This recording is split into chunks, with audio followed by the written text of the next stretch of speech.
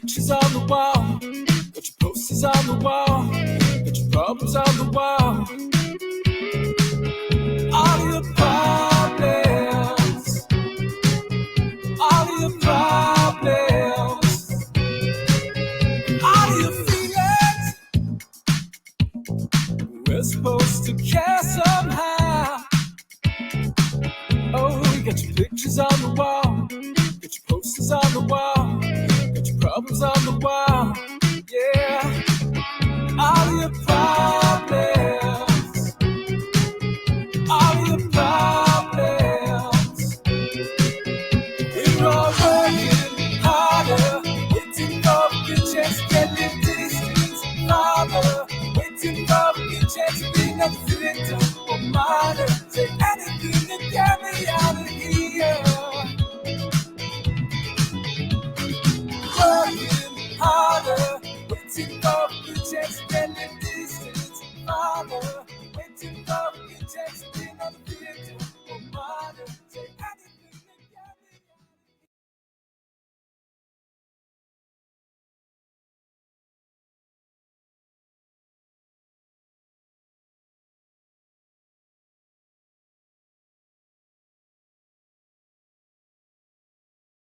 Oh, wow, off to a hot start. Hi, everyone. Thanks for joining Diverge Media here tonight. We'll be talking student loan debt forgiveness. We're going to be going through the ACES pandemic monitoring system to look at real-time hospital admission and surge capacity, as well as the last 7 and 30-day cycles for COVID, pneumonia, all of the pneumonia, influenza-like illness. COVID is included in that. COVID admissions are included in this hospital data we'll be going through.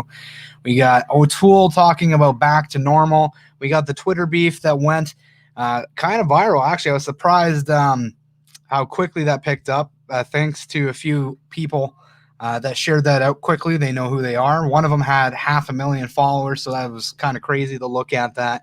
But basically, yeah, yes, audio would help. You got that right, Faith. Like, I'm always off to a great start when it's me in charge of things. So that kind of puts things in perspective. But yeah, we got the Twitter beef with the doctor, and obviously we're going to talk about that more because it matters. We had Michelle Rempel, the shadow minister of health, ban a physician, and whether or not she agrees with her or not, or thinks she's wrong, is probably not best to ban physicians whom you don't agree with, especially ones that want to get back to normal right before you table a motion to get back to normal. But anyways, without further ado, I want to bring on board our other co-owner, Broderick Visser. Oh, no, try that again. I had you muted. No. It's a doozy tonight. Hello, everybody. How are you doing? All right. So off to a hot start. So I want to start with the ACES monitoring system, the pandemic monitoring system. We'll go into the data on that, and then we'll talk about it from there. But without further ado, my wife can add it to the screen when she's ready. So go back here. All right. So this is, do we have it up? Yeah. Perfect. So this one here, pneumonia, influenza-like illness, general infection, and COVID-19 flag new hospital admissions in the last 7 days. So this should pretty well capture everything. Now, this yellow line and maroon line are historical averages. It's saying if it stays consistently above those marks for a period of time, it's likely evidence of COVID transmission is what the pandemic monitoring system says. So against last 7 days, a little bit of a concern, but basically it's being driven out of a few areas. And then when we go to the last 30 days, you'll see the difference here where we are still, the blue line here is the historical average, and that black line is what we're actually recorded at. So we are actually below in the last 30 days the historical average for pneumonia, influenza-like illness, general infection, and COVID. So we added COVID in, and we're still below what the historical average was so far. We got another few days in the cycle of the last 2 years, 2018, 2019. So that's the data there. Let's go to the next slide. This one here, new hospital admissions, 7-day moving average, obviously below historical average even for this time of year. But this is pandemic versus pre-pandemic, but this is just new hospital admissions. 7-day moving average is below the historical average this time of year. So again, this is the ACES pandemic monitoring system. Over 131 hospitals in this data, in Ontario included. New hospital admissions, 30-day moving average, well below the historical 30-day average of 2018, 2019, 125 versus 90. And you see all blue, which means at par with the historical average or less than the historical average. But there's one more we want to get through. Go under projects, Ontario Acute Care Surge Monitor. All right. Come on, load. So if you go to KFLNA, Public Health, this is the ACES monitoring system. That was the one we were just looking at. This one is acute care surge monitoring. Now, I posted a little bit from this earlier today, which we'll talk about how you can manipulate data and why that's important. But basically, based on the time of day, you look at the surge capacity, it's going to be different. So I could take this at 2 in the morning and make the hospital capacity look even better than it actually was.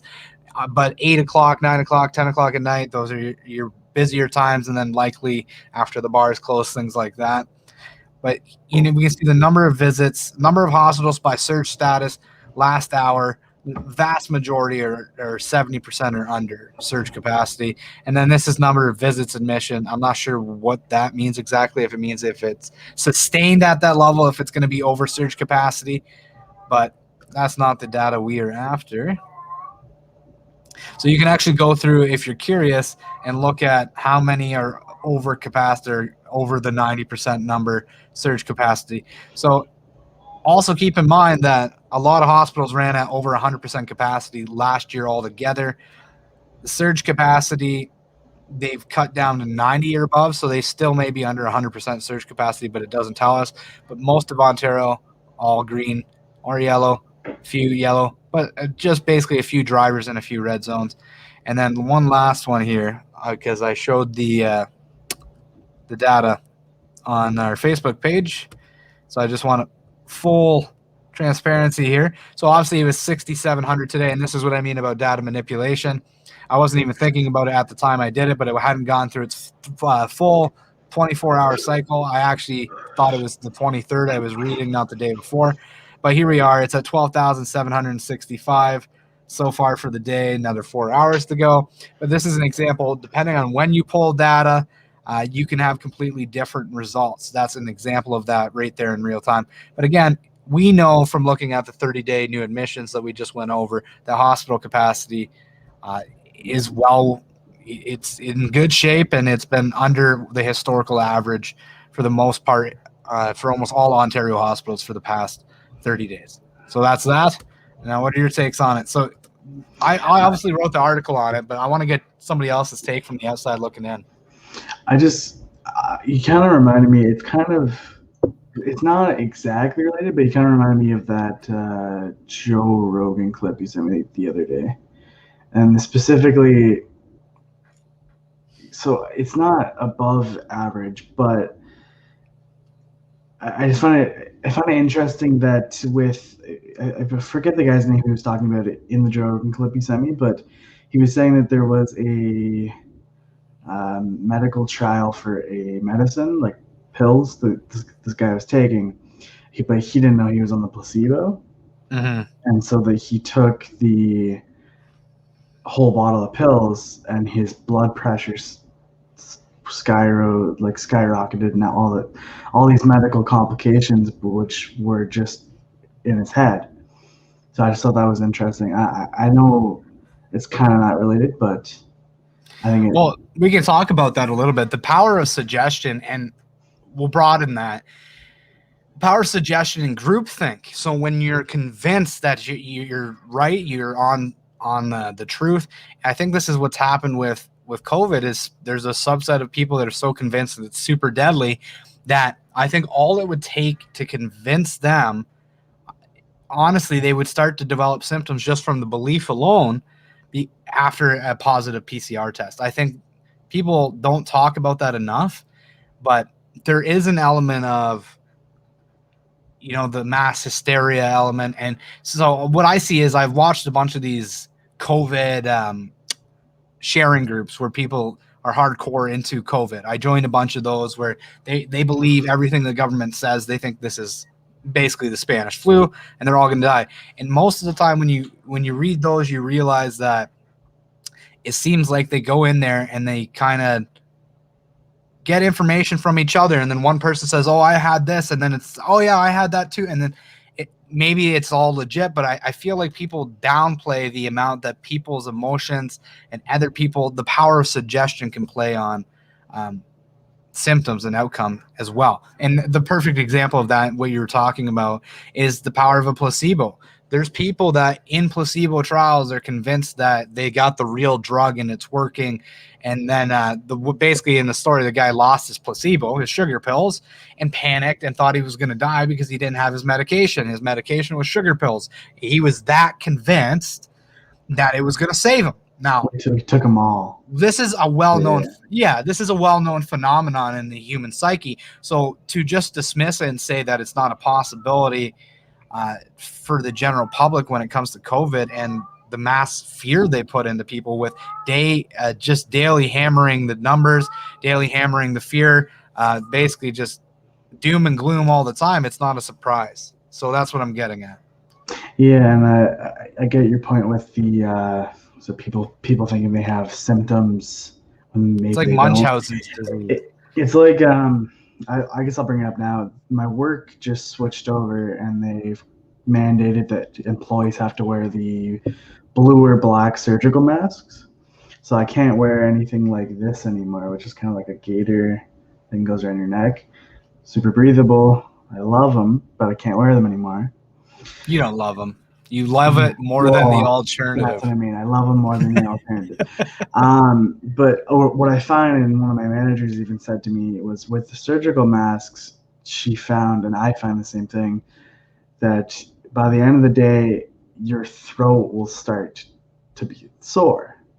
And so maybe people are getting that as a symptom. Yeah, probably because you're breathing back in. I would imagine it's keeping more of it here, and then you're breathing it back in, and it would make your maybe dry out your throat, make it coarse over the course of the day. I try to drink lots of water, and I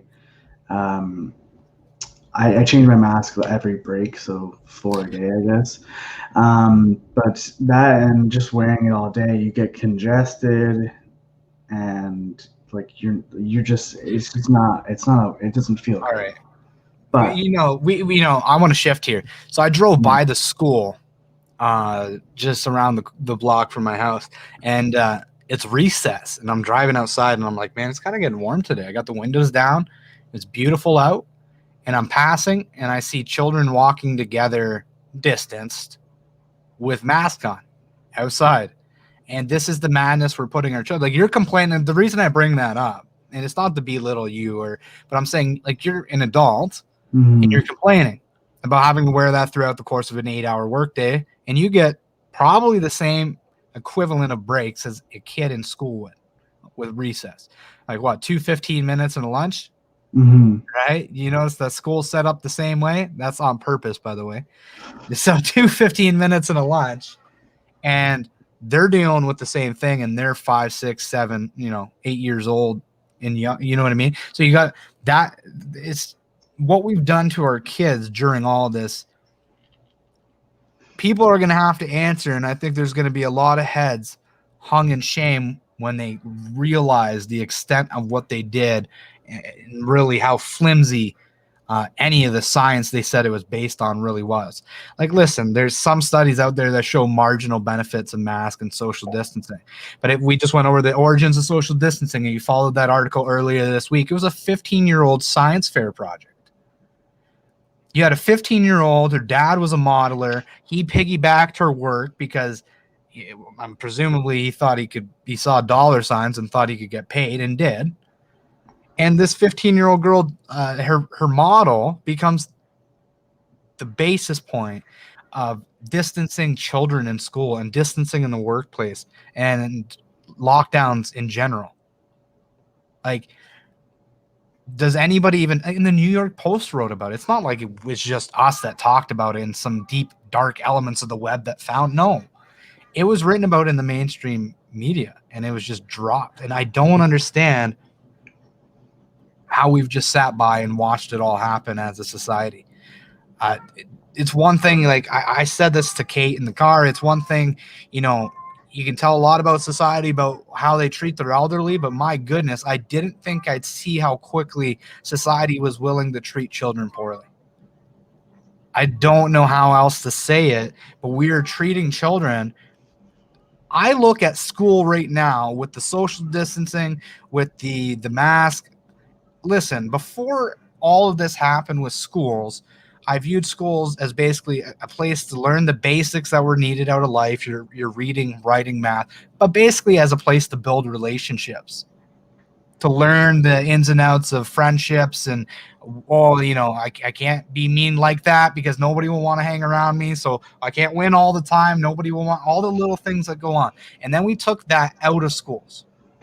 That's what bothers me the most. And society didn't blink. They don't care. They didn't bat an eye then, and they're still not batting an eye now, except for a small vocal minority that I guess we've been a part of for like, what, a year now? Over a year now? How long ago? The very first article I wrote was children aren't at risk. Our children aren't super spreaders. They're not at risk. Let them play. It was true then based on the early data coming out, and it's true now.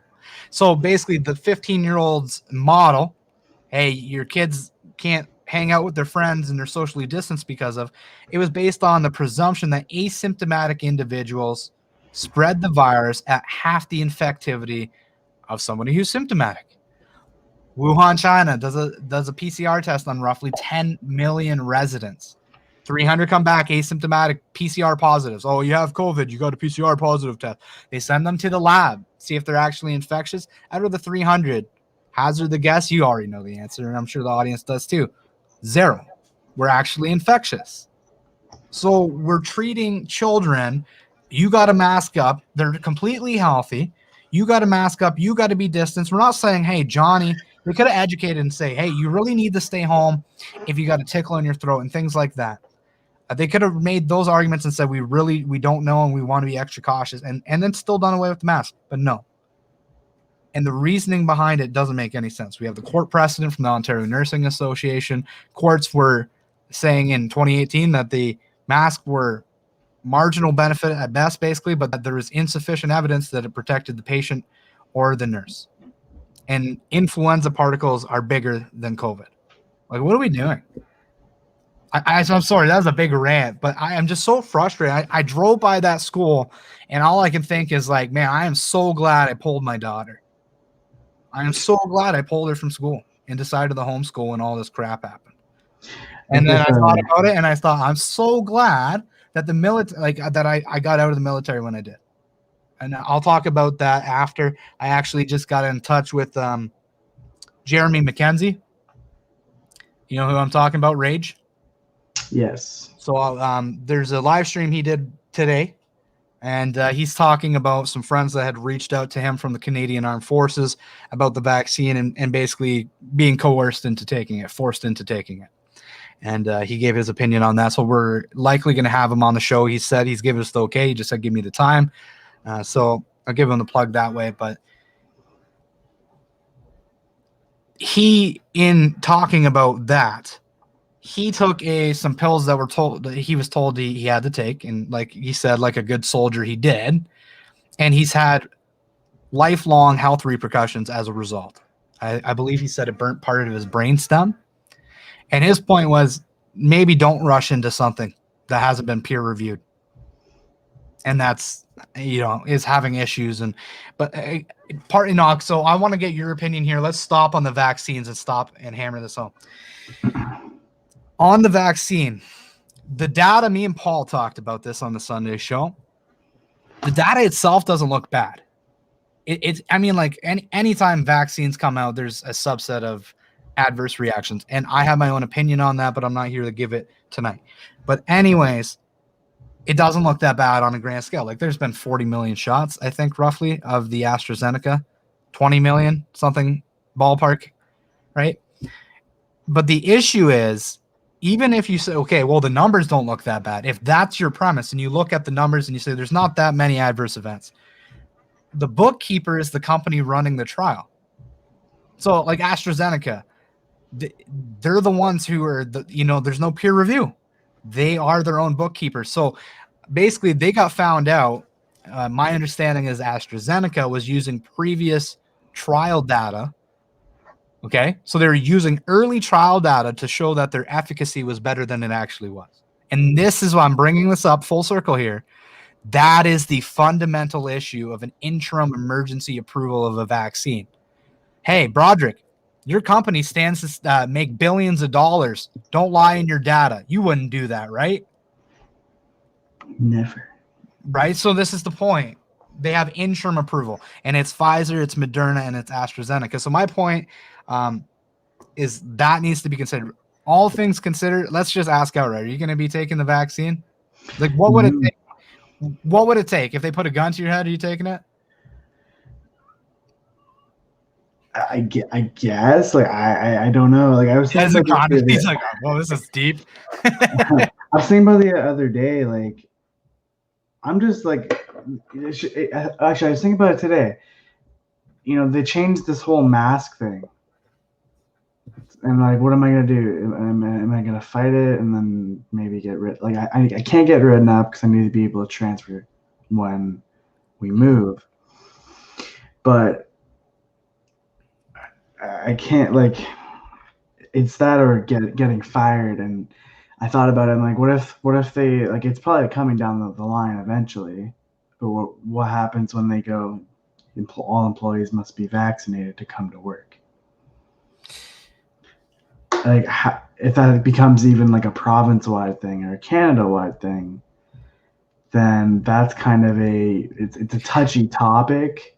Well, that's what they're pushing. Touchy decision for many people like me, just a young guy trying to make enough money to survive. Here's what I say, and you know, it's the same thing Jeremy McKenzie echoed. You know, your career might be real important to you, or making a buck, or eating. You know, I mean, those are real concerns. Mm-hmm. But your healthcare is forever.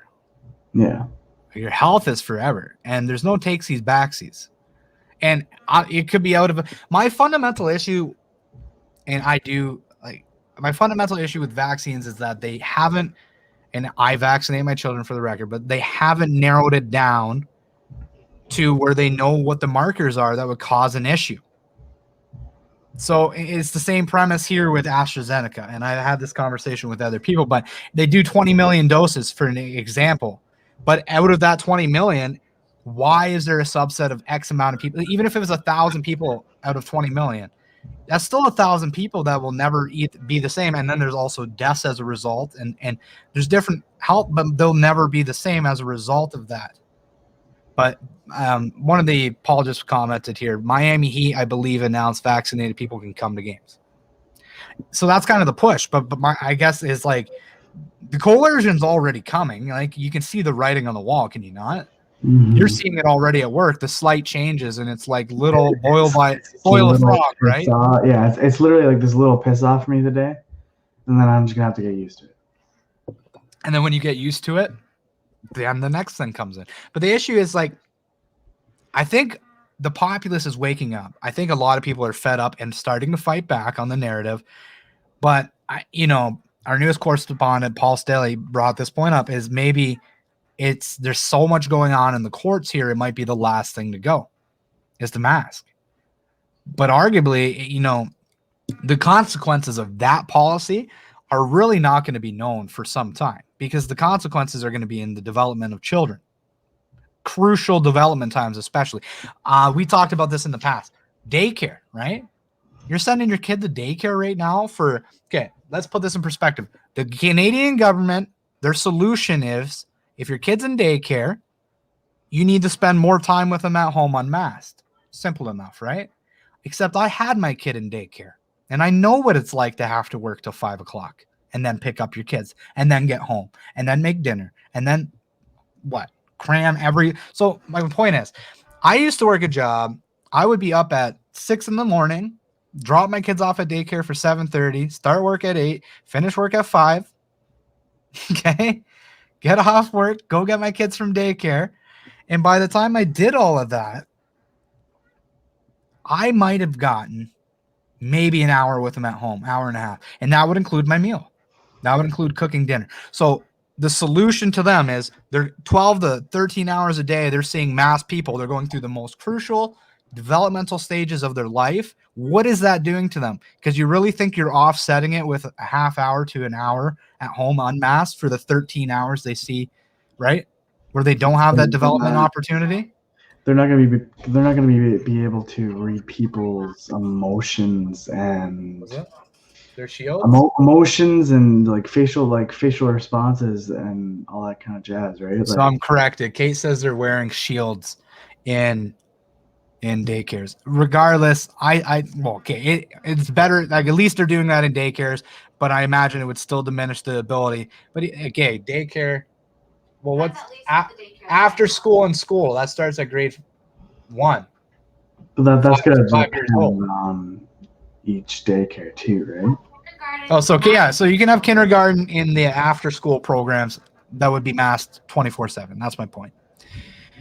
So what's the quantifiable cost of that on society with a bunch of kids that maybe don't know how to read each other when they grow up? And maybe does that mean they're more accepting of authoritative voices? That goes through my head, because think about it, right?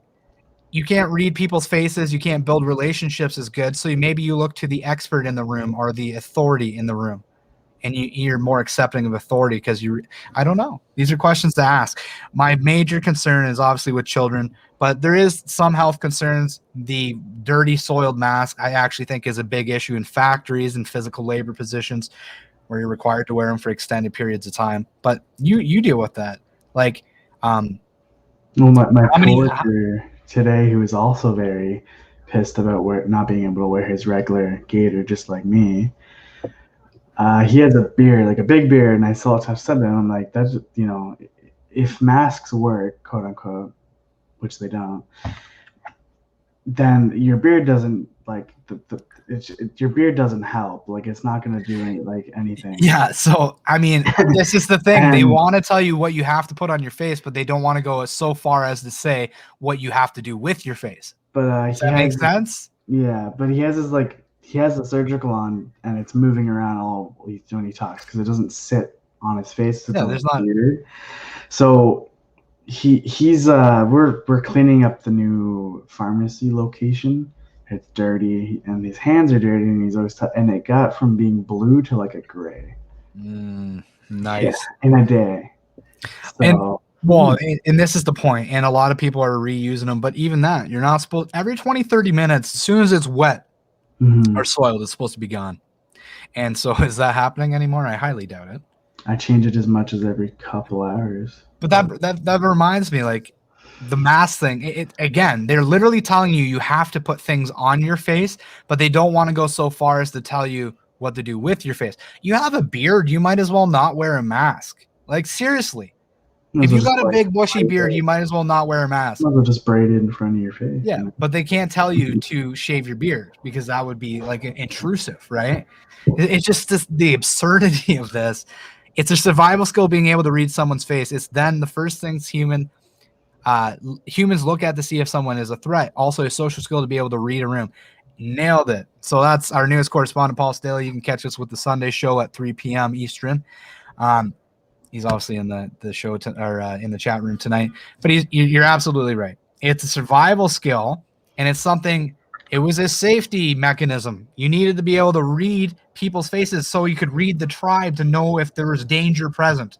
And why do I say that you might be more adept to listening to authoritative voices? Because if you can't follow, the emotions of the tribe and know what they're thinking, you might default to the authoritative voice because they're the expert after all, right? Isn't that funny?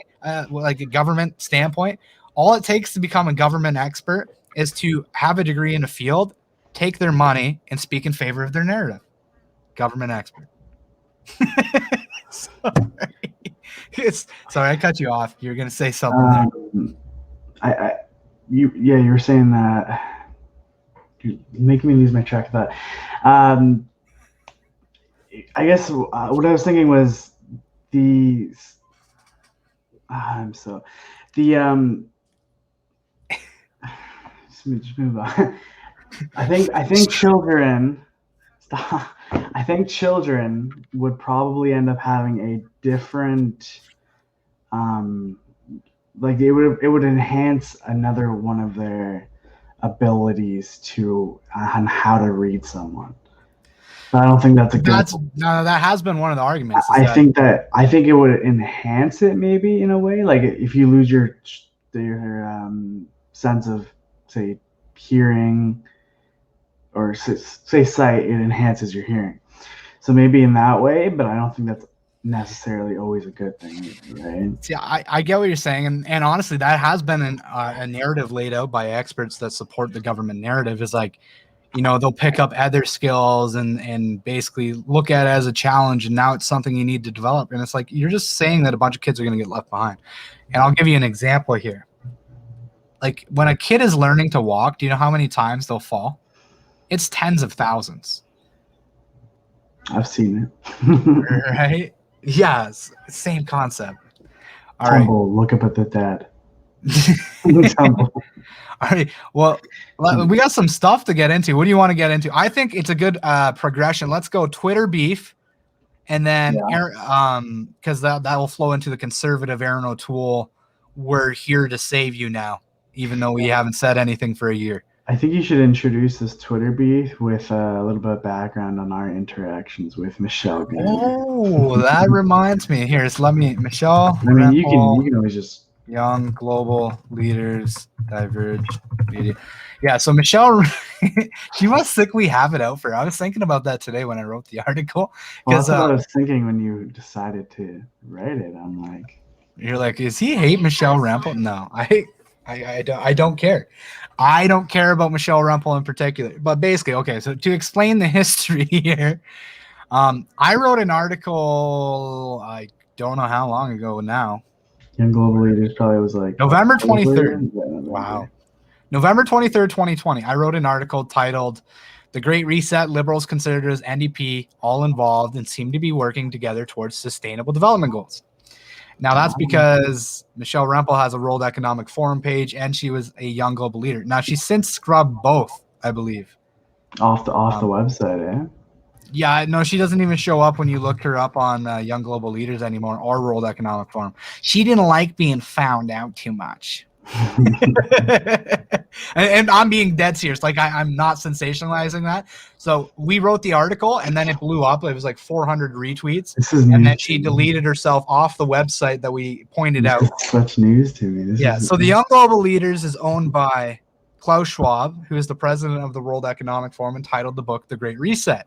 Now, Michelle Rempel was a Young Global Leader, which means she was a part of his organization. There's pictures of her from 2017 actually circling right now from Theo Fleury talking about that. But basically, she scrubbed herself from the website. But Chrystia Freeland was a part of that same group. Same with Jagmeet Singh, Terry Beach, parliamentary secretary. But anyways, this thing blew up. And she tried to get in a conversation with me and defend it. She went, yeah, I went to Davos, but I wasn't the type to, I didn't eat all those expensive meals. I didn't feel right putting it on the taxpayer's dime. So I went to a gas station and ate a sandwich. It's like, that doesn't mean anything about anything. Like, why you don't need to be the answer. Well, it was a very political answer. Kind of just like tried to swoop in over our heads with the political answer that didn't answer the question. It was she wanted to rally people around her and make, it was a feel-good response of like, I'm a good person, I'm a great politician, you should love me. Political answer. And she was hoping a bunch of people would rally around and probably squash it, but actually the opposite happened. And a bunch of people rallied around and went, wait a minute, this is kind of weird. Why were you a part of that organization? And so it backfired on her, needless to say. Because she actually interacted with us, because she said, I'll bite, and then she tried to give an explanation. And now, she has had a Twitter beef. I covered Twitter beef that blew up, and it's going viral right now, with Dr. Kulvinder Kaur.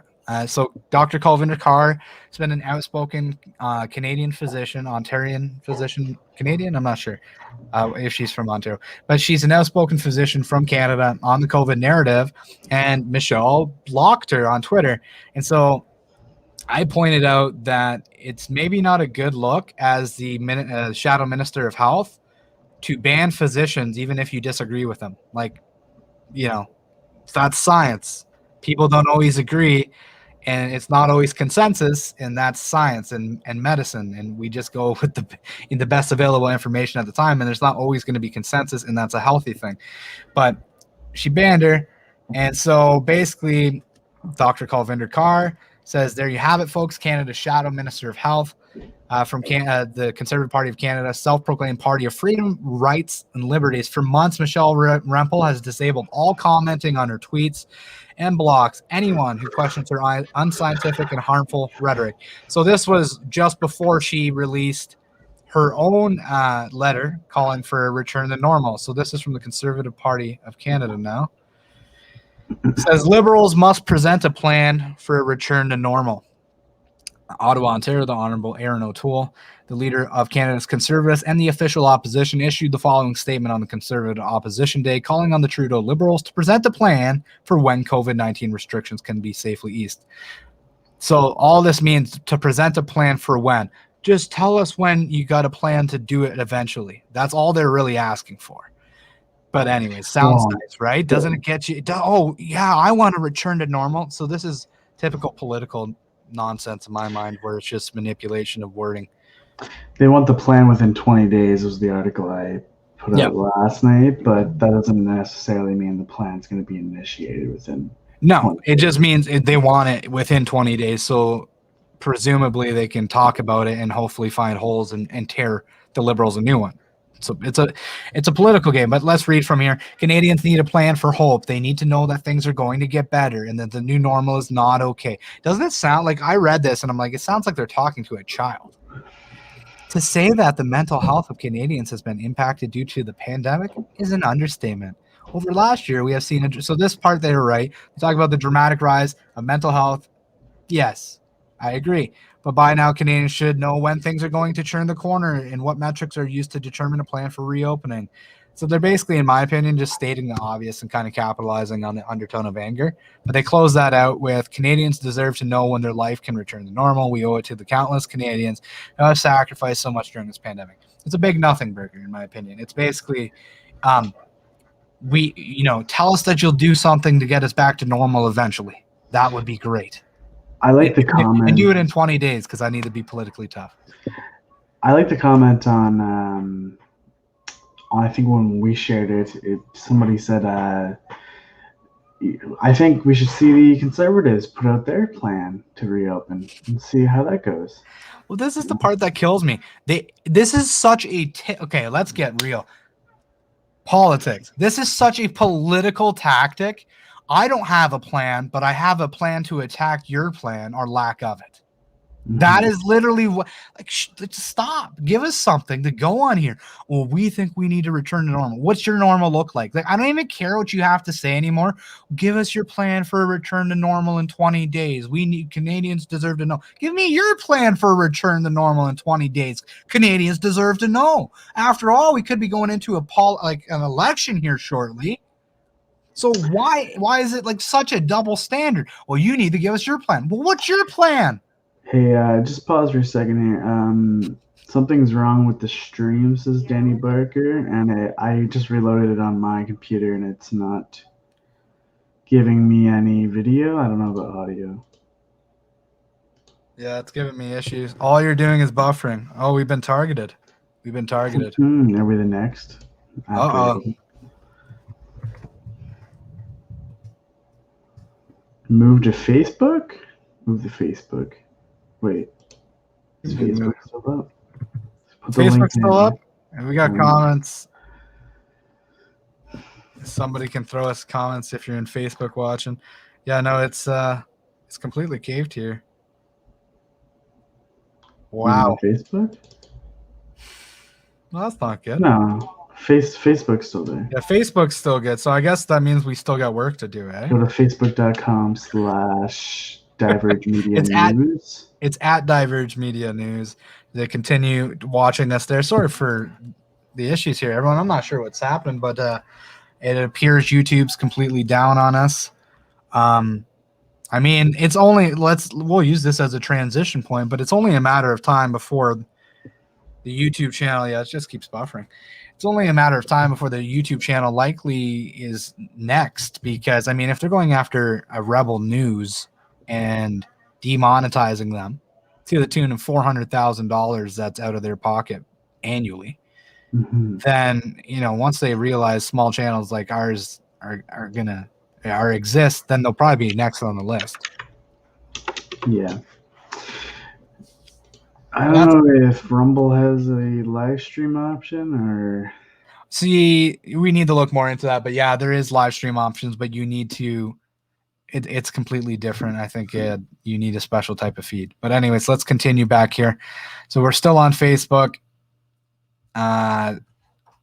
There's your letter, and basically, Dr. Kulvinder Kaur, Canadians must come to the realization that we have no effective opposition parties at any level of government. There's no political party advocating for sovereignty and prosperity of everyday Canadians. So maybe some of the reasons why she got blocked. But she was retweeting the different things that people were saying about Michelle Rempel blocking her, and I thought they were interesting. Shadow Minister for Health blocking doctors that are concerned about the health of Canadians. Hello, irony.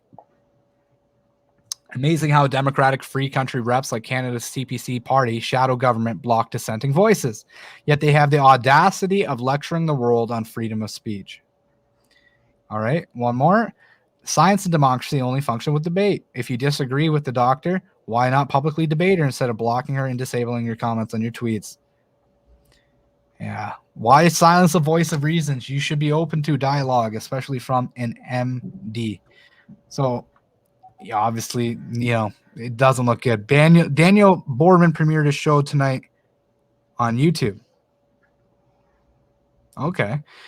Well, that's good for him. If you can switch over to Facebook, we are still live there. Yep. All right. YouTube don't like you, apparently. All right. Let's continue on here.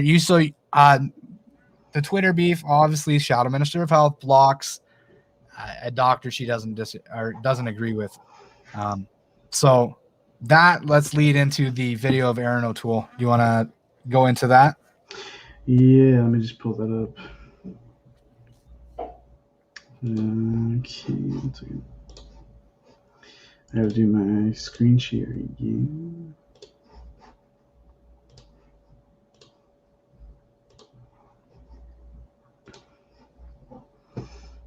I'm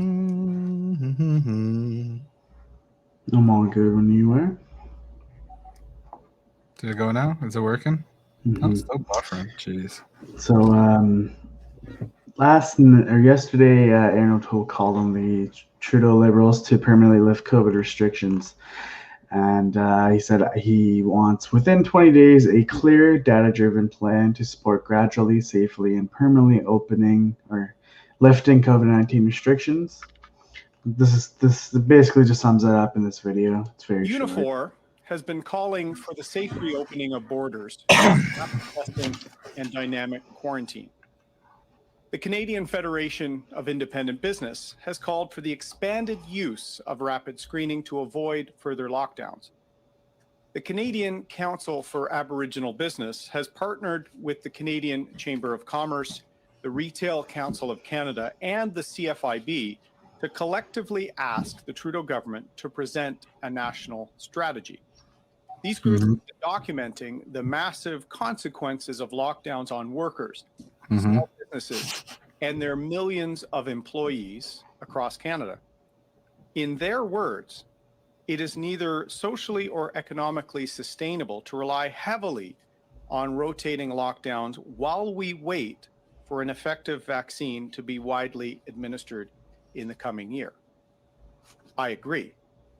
That's why today Canada's Conservatives are calling on the Liberals to table, within 20 days, a clear, data-driven plan to support gradually, safely, and permanently lifting COVID-19 restrictions. The President of the United States and the Prime Minister of the United Kingdom have both released public plans for economic reopening. But Mr. Trudeau refuses to give Canadians clarity on whether and when regular and social life will be able to resume, and under what circumstances and conditions. Which measures will help make the determination? Hey, you want to pause there? Will that reopening? Yeah. It's a big nothing burger. You know what I mean? He says a lot of stuff that sounds good, but all he did was just ask for them to release a plan. And they're not going to. And then they're going to gripe that they didn't release a plan. And I'm like, they should have a plan. But what's your plan? This is my fundamental issue with politics. It's such a perception game. But do they have a plan, or is it their plan to just criticize the Liberal government? Yeah. There's not much left in Look this. like. Yeah, that's it. I kind of added to this, the People's Party and Bernier have been saying this since day one. Mm-hmm. And now he's just piggybacking on those principles however he can, because it's politically convenient. Because now is the right time, because a bunch of organizations and different big Canadian I think the issue is at this point, organizations. sorry, the interject there. At this point, Aaron Toole could come out and promise me a Lamborghini. I don't care. I don't believe him. I don't believe the Conservative Party, and I don't believe the Liberal Party, and I pretty much don't trust politicians in general. I have my thoughts process on this, but basically, if you vote for a principled platform, at least you can complain if they don't follow through. I don't have to like anyone, or I think they're the greatest person in the world. They just have to follow through on the right things for the country. But I don't trust them. It wouldn't matter to me what was said. Like, would you believe them? No, not now, not knowing and seeing what has changed since the Conservative leadership fireside chat. But what I would say is that for Canadians who aren't very politically involved, following everything, I know that night, as much like I would have voted for, if I had a Conservative membership at the time, I would have voted for Derek Sloan in a heartbeat. But at that time, You were impressed by Aaron O'Toole. I was impressed by Aaron O'Toole because I think he has a way to spew garbage out of his mouth that looks like, dessert or something. I'm just making this up at the top of my head.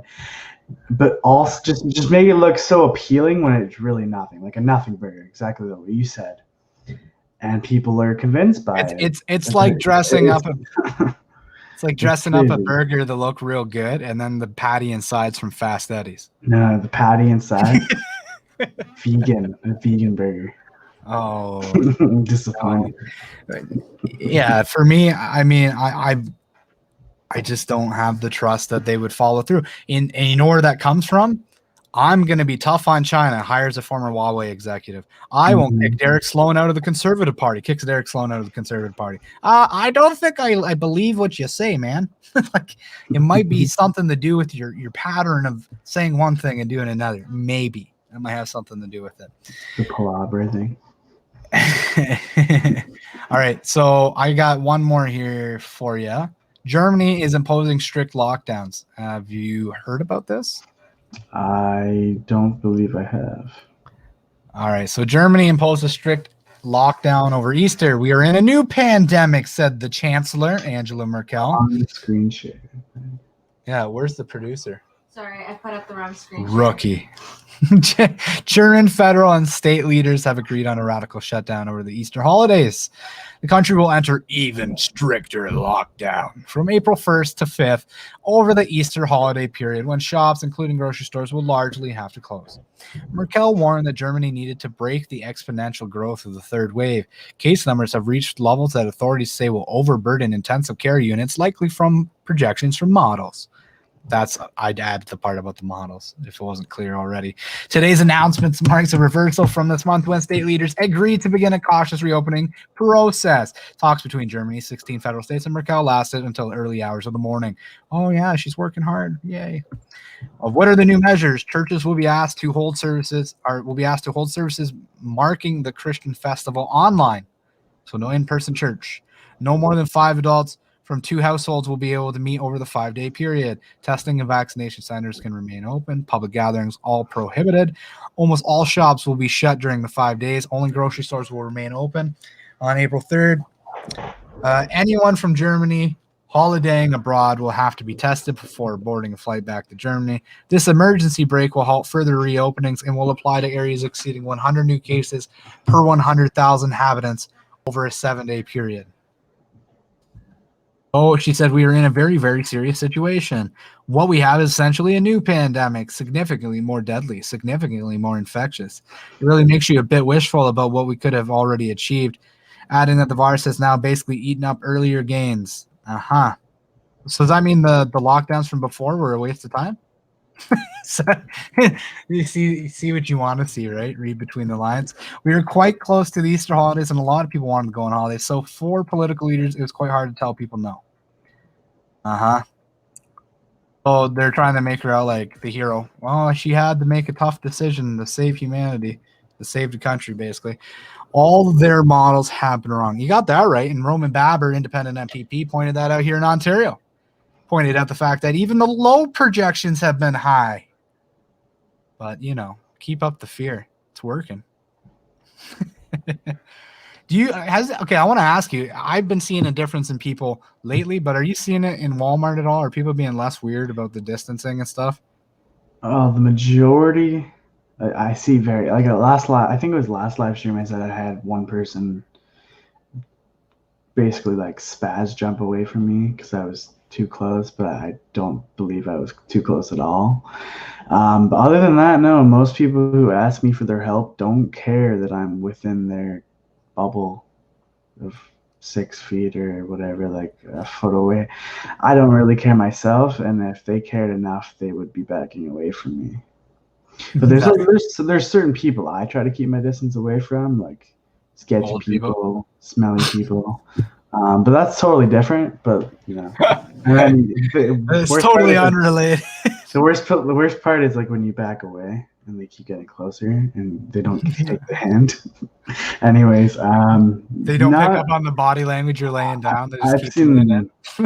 just generally, I don't see much of a difference, or like not. I mean, a bigger difference. I mean, more so a bigger difference that they don't really care. So. Oh, that's not what I want to hear. I want to hear that people are done with it. I keep asking, like, kind of part of me, like deep down, just hopes that you'll be like, yeah, no, I just keep seeing people just like, hugging each other just randomly. I don't know what I expected to hear, but like something that would leave me optimistic. Now I'm going to bring something up here. Again, we're working on a few different interviews on the go, but why is this? That's not the one. That's not the one at all. So I'm working on landing an interview with somebody. If you may know who they are if you're out in Alberta, but just shoring up times. It looks like it's going to be happening, so I'm going to start promoting that. But RC the rapper, if you've heard of who he is, we're going to be talking about kind of his thought process on COVID and how he got to where he's at on that, and lyrically some of the lyrics that are in his songs, and go through kind of, he's a very good lyricist, but I just want to play a quick clip of one of his songs actually called Friends. It's doing very well right now. Do I have audio? Mm-hmm. Cool.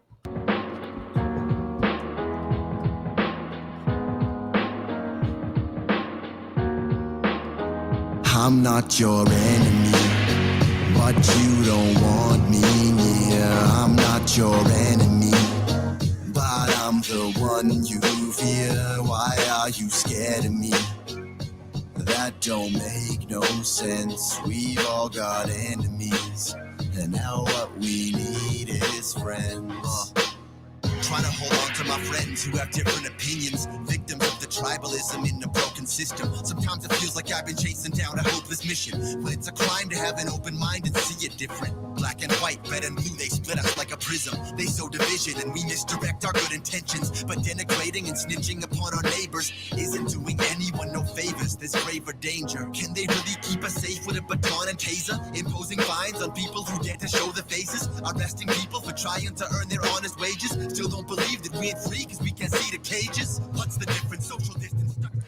All right, so that's RC the rapper. He's from Alberta. We're just showing up the times of when that's gonna happen, but we're aiming. Looks like for Easter weekend. I think it was. That's next weekend. I think you said the. I think the 3rd is what we're aiming for, but I'm just waiting to hear back from times. But this is where you lose us, Boomer. Rap sucks. You know, I like to go from the perspective, Glenn. Even if you don't like the style of rap, the lyrics he's laying out are very good. Now he talks about I've always been a lyrics guy. yeah, No so matter what it is, the but- same idea, same concept as Tom McDonald, who lyrically just says what a lot of people wish they could say and just finds a way to coherently lay out what many people feel but are too afraid to say. And I think that's kind of the same vibe I get from RC and Well, Conrad RC. But the lyrics got me a little shivery, kind of like the Rise Against bullshit. yeah, Rise Against is another song. That song, it gives me shivers every time because the lyrics are so. It's written like 3-4 years ago, but the lyrics are so representative of our era now.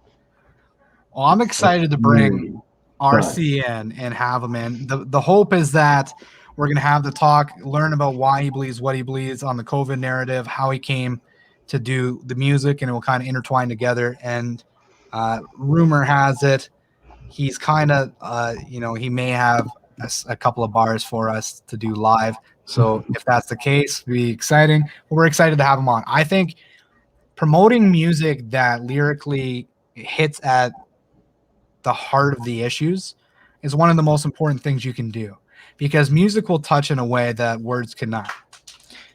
So, that song, I'm not your enemy, but you don't want me near, right? We think about the social distancing. This is the treatment people get. I am not your enemy, but people don't want you anywhere near. If you're not wearing a mask, a lot of people, there's all these assumptions that come with it. But again, putting it in music, you'll hit way more people than you ever could just saying something. So I think it's important to put a spotlight on it, and I'm excited to be able to do so. So look for that. We're aiming at April 3rd, I think, is the aim again. And then I got another interview I got to shore up with Jeremy McKenzie, and then look for us on the live show at Sunday for 3 p.m. Eastern time. Leave a link in chat, please. I'll share it. The link will for sure be up before the interview, so we'll make sure we get that out there ahead of time, Glenn. All right. You had one more thing. That was the. Do you want to pull that up, and then we'll close out here? I think we're getting right on that hour dot. I want to keep it close. Try to get more consistent with the live shows to be an hour to an hour 15 max. That way we keep it nice and tidy. I want to say, I've noticed there's a lot more nicer people out and about on the trails walking. Like I just started walking more often now, and just people just greeting. Like I don't usually always say hi to everybody, but you make eye contact and just friendly people. Yeah, eye contact starting to come back. Which Not a lot of, well, it's a lot more of the older people, but yeah. Yeah, YouTube's giving us problems like crazy here. I keep seeing it. It just froze again on everyone. Which is sorry, everyone. Yeah, I know they're targeting us. So that's what I'm gonna say. So if you want to support independent Canadian media, go to divergemedia.ca. Donate to Diverge. We also sell these Diverge Media hats, 35 plus shipping. You will want to get them now while shipping is $15 flat rate for Canada, because once I figure out how to fix that flat rate shipping, you will no longer have that option. So if you want a Diverge Media hat with flat rate shipping, then we'll do that. But thank you, everybody, for joining Diverge Media tonight. It's not like this YouTube to cave on us the way it normally does. But we're just going to close out here with one more story Broderick's got lined up. And thanks again for joining us. Let's go, Junior. I was waiting for the screen share. So do you think Canada can afford roughly, the estimates are around $4 to $6 billion per year basically just paying off your student loans for you? Do you think Canada can afford that? Let's just lay this out quick. Okay. My understanding was up to $20,000 unless you make over 60, and then it was basically Yeah, I'll mitigated get up to to that. 100,000, and then you're cut off after Okay, 100,000. I'll get to that. Oh, okay. But what I'm saying is, can you think can it? Because that's what I'm saying here is the program's supposed to cost estimated at $4 billion by the NDP spokesperson and 1.5 billion each year following. But an economist said that it could be upwards to $6 billion per year. Economist? Yeah, sorry. Economist? Words. Economist. Sorry. Okay, yeah, and it's ridiculous because I get the appeal to wanting to have your student tuition paid off. That's a big burden to carry and bigger Yep. for others. I would love mine wiped away, but I'm not gonna take a decision I made to take that debt on and throw it at the taxpayers when we're already a very broke country. The whole program is $20,000 per year, or sorry, $20,000 to pay off your student loans, like in forgiveness. And for households earning less than $60,000, you could get the whole amount, 60 or up to, or your whole amount, or the whole amount of the 20,000, or your student loans if they're less than that. Yeah. But then if you make over 60,000, it's on a sliding scale essentially. So every dollar over $60,000, you start getting docked. Reduced by 50 cents. Okay. So I'll give you my thought process on this. They made was the grant for OSAP changed when I went to school? Remember they were giving it to like everyone? Yeah, I got that. I think I might have said that. Yeah. So people were taking courses they had no business taking. And I bring this up to talk about free tuition because people were taking this paralegal course I was in, and they had absolutely no business being in a paralegal course. They were going around, the classroom asking, why did you take this class? And people were saying tens of thousands of taxpayer dollars had been spent to get them in this room to learn from these people. Why are you here? Why do you want to be a paralegal? I like to show suits. That was the answer, not for one, but it was like the answer for 4 or 5 people in my class. I would say less than like 10 or 15 people that out of the 30 in my classroom actually should have been in that room. Actually, not going to be paralegals. Well, the point on that is there is a fear from people that the free tuition will basically make the education useless. No value to it because then it's everybody can take it, right? Which let me get to that. Actually, I was gonna bring that up next. What they were basically saying in the article was that when this happens, you're gonna be. So let me find this place before my apologies. I'm gonna lost my track of thought. You get what you pay for is what he was saying. So with the party's policies taken together, threaten to impoverish post-secondary institutions and drive the best professors elsewhere. This is an idea, he said. This is a basic idea, he said, that whenever something is free, you get what you pay for. And that would be a shame for me if I was in school and I had the most wonderful professors that created such a great learning experience to not have that anymore. Yeah, well, it kind of feels like they're playing a fast and quick one on you there. But the takeaway, like $20,000, they're saying it's going to be a $6 billion program annually. How do you afford that to begin with? But the reality is, how do you pay it back? We can't pay back what we have now. It sounds good. But they can't afford it now. So you're going to add in another program we can't afford. That's basically where we've added more debt than both world wars combined to approach COVID. And now we're going to throw more money at another program that we can't afford. Let's add another $6 billion annual program to the taxpayers' coffers. They said they would cut $6 billion, but where are they going to cut $6 billion from? Police. Was it the NDP's crazy?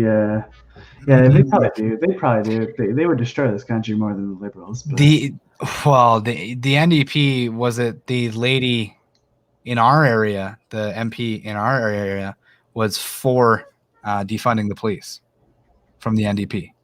Mhm. She wanted now she'll say reallocation to other programs, but as my Tim Ballard from OUR rescues children from human trafficking says, the first thing to go when you cut the police budget is child crimes. Mhm. So that's the reality of pushing the police out. But I think it's a good place to end tonight.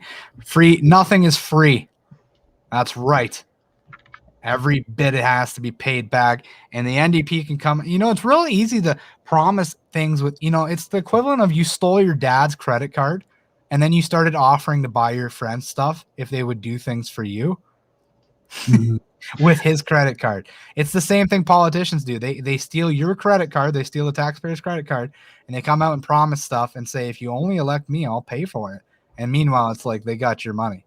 Yeah, that's one thing I don't think I clarified was that is his election promise if Yes. there is a spring election. But he's been prohibiting, he's been stopping these elections over and over again.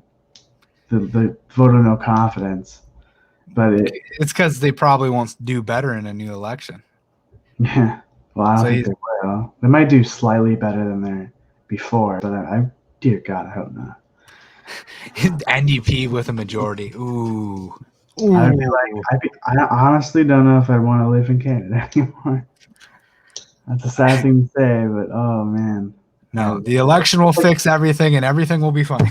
That's got to be a bigger nightmare than having Trudeau anyway. Like, what? I'm sorry, but Let's just end on a Debbie Downer. It's not going to be a quick and easy thing. Canada, it doesn't matter who we elect in the next election. It is going to be a slow and painful process back to any semblance of a quality economy after the effects of the debt and destruction of jobs in the economy gets through and actually, starts to trickle its way and people realize how bad it's going to be. That's when people start to wake up. Because now things are still good.